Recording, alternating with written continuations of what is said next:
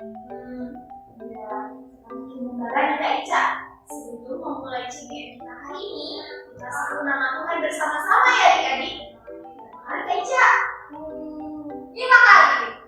5 kali. Nah, adik-adik 5 ikuti karena dengan Kak Ica menyuruh nama Tuhan dengan sungguh-sungguh ya.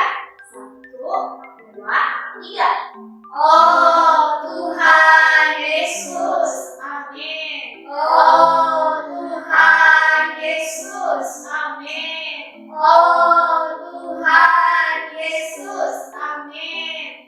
Oh Tuhan Yesus, amin. Oh Tuhan Yesus, amin.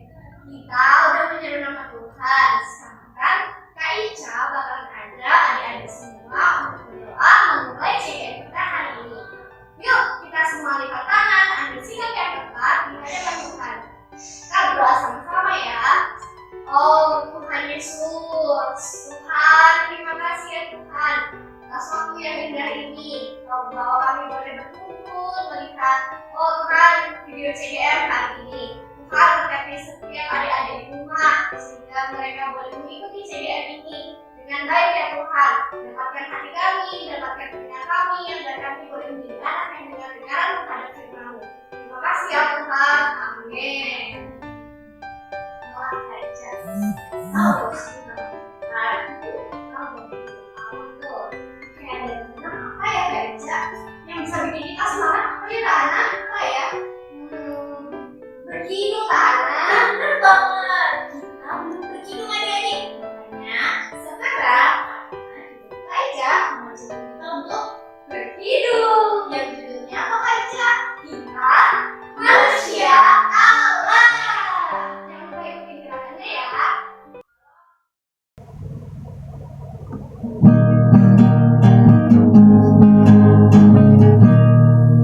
Kita manusia tapi hidup Allah, kita tampilkan hidup Allah.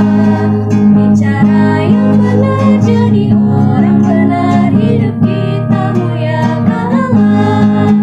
Kita manusia tapi hidup Allah, kita tampilkan hidup Allah. Bicara yang tepat, waktu juga tepat, hidup kata muliakan Allah. Kita manusia tapi hidup Allah, kita tampilkan hidup Allah. Bicara yang benar, jadi orang benar, hidup kita muliakan Allah. Kita manusia tapi hidup Allah, kita tampilkan hidup Allah. Bicara yang tepat, waktu juga tepat, hidup kata muliakan Allah.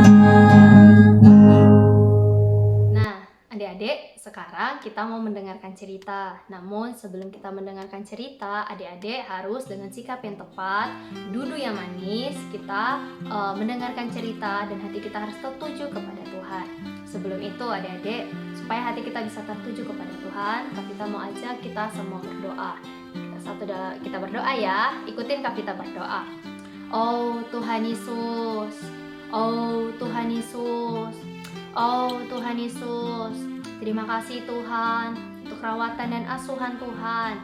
Sepanjang minggu ini Tuhan telah menjaga kami. Tuhan Yesus, hari ini kami mau mendengarkan cerita CGM. Berkatilah hati kami Tuhan, agar terbuka terhadap Tuhan. Juga telinga kami agar mendengarkan dengan baik. Tuhan Yesus, kami cinta padamu. Amin.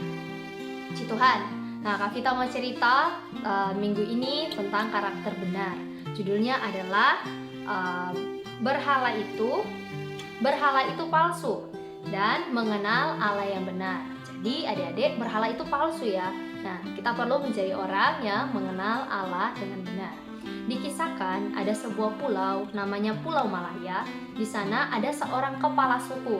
Kepala suku itu kayak kalau di desa itu kayak kepala desa gitu.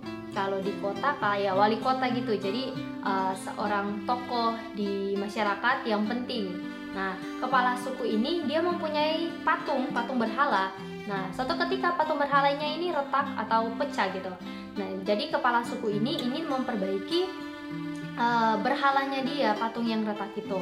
Tapi adik-adik, ketika dia memperbaikinya, dia mulai menyadari satu hal, bahwa ternyata hikmat manusia atau pengetahuan manusia, kekuatan manusia itu lebih hebat daripada patung yang dia perbaiki itu.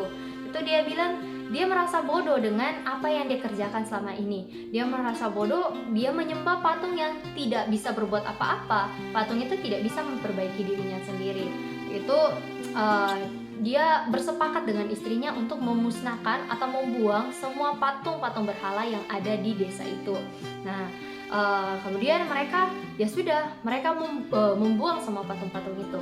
Kepala suku itu juga mengatakan bahwa kepada istrinya, pasti ada kuasa yang lebih tinggi di alam semesta ini, yang lebih tinggi dari manusia di dalam alam semesta ini.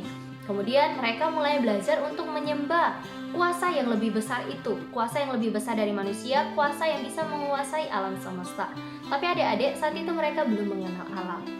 Kemudian menjelang 30 tahun kemudian, Alkitab baru bisa masuk ke daerah itu. Alkitab baru bisa masuk ke kampung itu. Baru Alkitab ini baru bisa diberitakan di sana.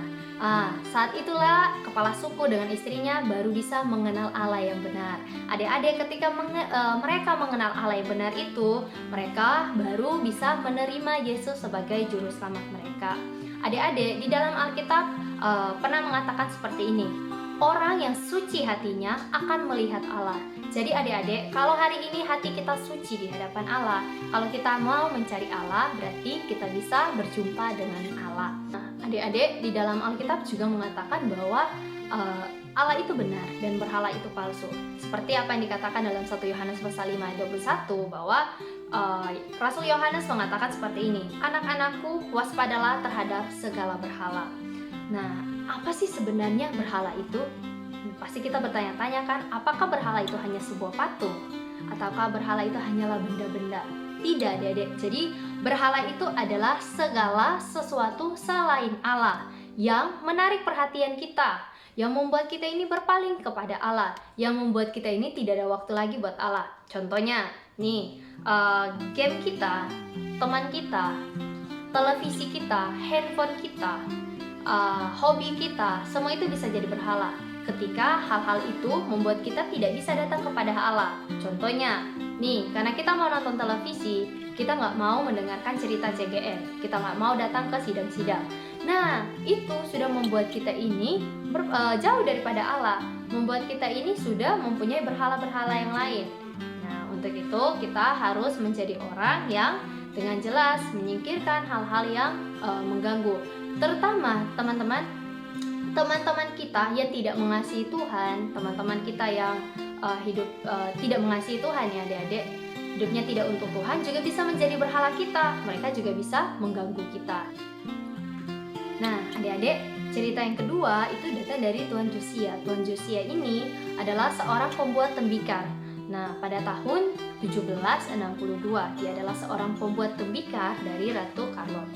Ratu Charlotte ini adalah seorang yang suka mengoleksi tembikar-tembikar yang ada. Tembikar itu adalah suatu bahan yang mudah pecah.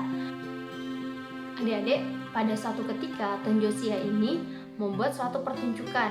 Dia menunjukkan atau memamerkan hasil-hasil dari pembuatan tembikarnya. Jadi hasil-hasil tembikarnya itu dipamerin kepada seorang bangsawan muda. Nah, bangsawan muda ini pada saat itu bersandau gurau. Dan saat itu Tuan Josia ini juga mempunyai seorang pegawai muda. Pada saat bangsawan muda ini bersandau gurau, pegawai dari Tuan Josia ini merasa heran, kok orang-orang bersandau gurau atau bercanda dengan perkataan-perkataan yang tidak baik. Nah, tapi kemudian berjalannya waktu, ketika bangsawan muda ini terus bercanda, akhirnya anak buah atau pegawai dari Tuan Josia ini juga ikut tertawa. Adik-adik sekalian, ketika melihat hal itu, Tuan Josia ini merasa sangat sedih. Dia merasa kecewa dengan apa yang dihadapi oleh pegawainya. Kenapa pegawainya juga bisa terikut untuk tertawa di dalam candaan yang tidak baik itu. Adik-adik sekalian, pada saat terakhir penunjukan dari pameran itu, Tuan Josia ini menunjukkan suatu pot keramik ya sangat baik gitu. Tapi pada saat bangsawan muda itu sudah tertarik terhadap pot itu, Tuan Josia ini menjatuhkan pot itu. Jadi dia sengaja menjatuhkan pot itu jatuh ke tanah dan pecah.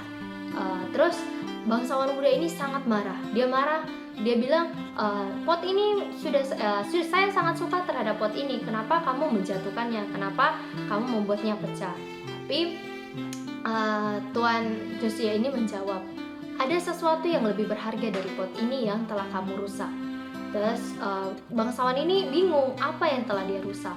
Terus Tuan Josia ngomong lagi, kamu telah merusak didikan yang diberikan oleh orang tua dari pegawaiku ini. Jadi pegawainya ini dididik oleh orang tuanya dengan sangat baik. Tapi karena sandau gurau atau bercandanya yang sembarangan itu dengan perkataan yang tidak tepat itu membuat pegawai dari Tuan Josia ini juga ikut tertawa. Nah, dan Tuan Josia ini menjadi sangat marah. Adik-adik sekalian, nah hari ini kita perlu nampak dengan jelas. Hari ini Tuan Josia itu mempunyai posisi yang tepat ya. Jadi adik-adik, dia tidak terikut untuk tertawa di dalam candaan yang tidak pantas itu. Adik-adik, dia malah menentang candaan itu dan dia merasa candaan itu tidak baik.